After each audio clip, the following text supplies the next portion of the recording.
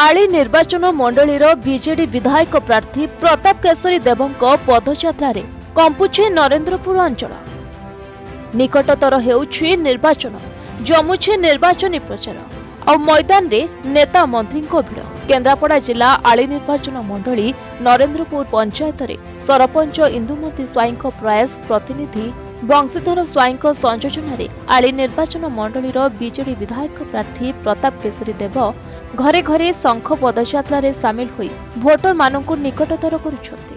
3 number zone रो नरेंद्रपुर ग्राम पंचायत अच्छु। बर्तमान में इति माननीय मुख्यमंत्री को जो घर घर शंख वार्ता प्रगतिर वार्ता एवं आम अंचल कौन कम कर समस्त कथा नहीं कि आम जनसाधारण के द्वारस्थ होचु एवं जहाँ देखु कि जनसाधारण समर्थन रोचे आशीर्वाद रोचे एवं आम आशावादी निश्चित भाव में आम भल फलाफल पाइबू।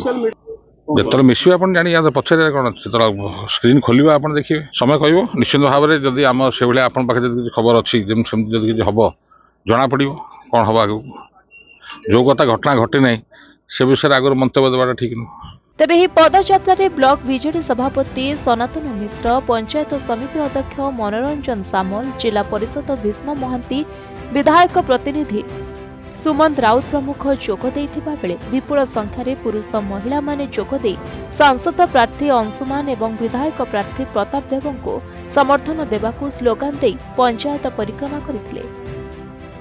केन्द्रापड़ारू सत्यरंजन सिंह रिपोर्ट, प्रतिदिन टीवी।